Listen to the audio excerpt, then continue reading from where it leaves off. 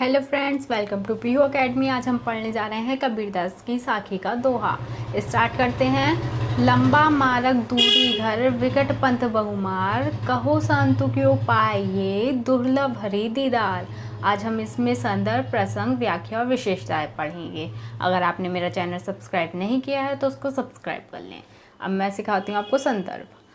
प्रस्तुत दोहा डॉक्टर मानवेंद्र पाठक द्वारा संपादित प्राचीन एवं भक्तिकालीन काव्य के कबीरदास की साखी से अवतरित है। इसके रचयिता भक्तिकाल की निर्गुण धारा की ज्ञान मार्गी शाखा के प्रतिनिधि कवि कबीरदास जी हैं।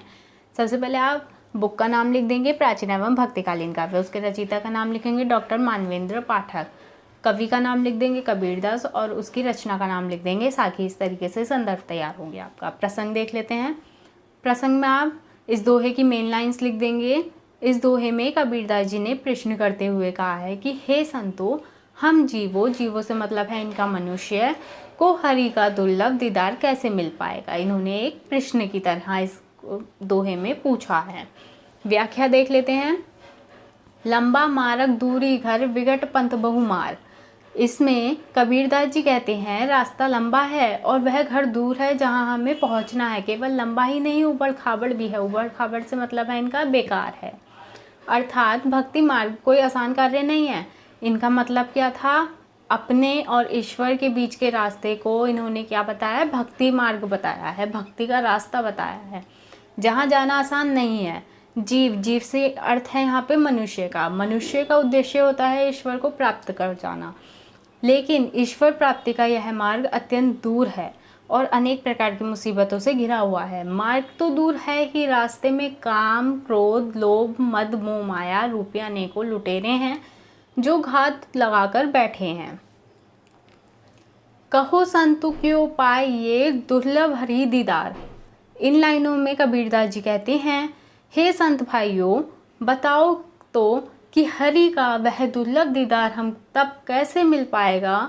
अर्थात भक्ति मार्ग पर चलना कुछ दिन का कार्य नहीं है, इस पर सतत रूप से आगे बढ़ना होता है। संसार में अनेकों प्रकार की मुसीबतें आएंगी जिनसे बचकर साधक को आगे बढ़ना होता है। भक्ति ऐसी नहीं है जिसे हर कोई कर ले, इसके लिए भी समग्र चित्त को एकाग्र चित्त के माया जनित व्यवहार का त्याग करना आवश्यक होता है। मतलब कि संसार को भूल जाके भक्ति में मग्न हो जाना जरूरी होता है।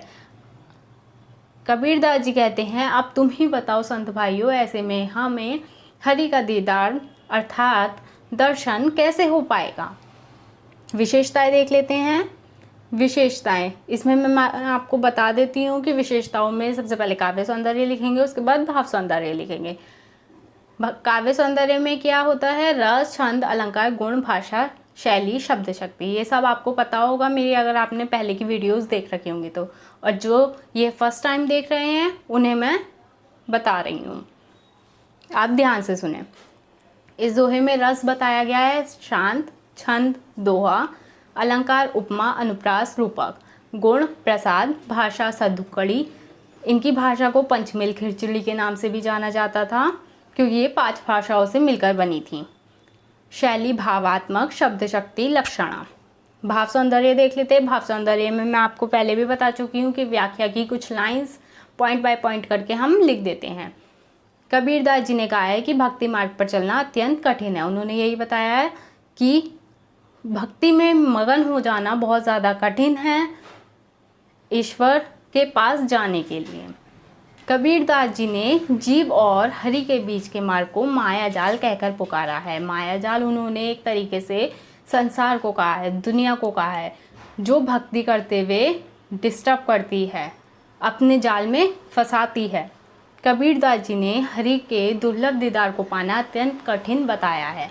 दुर्लभ दीदार कैसे नहीं हो पाएगा? अगर आप भक्ति नहीं कर पाओगे तो आपको दीदार भी नहीं हो पाएगा। इसलिए उन्होंने अपने से लेकर भगवान तक का रास्ता, बीच के रास्ते को उन्होंने कठिन कहा। आई होप ये आपके लिए हेल्पफुल रही होगी। लाइक करें, कमेंट करें, शेयर करें। Thanks for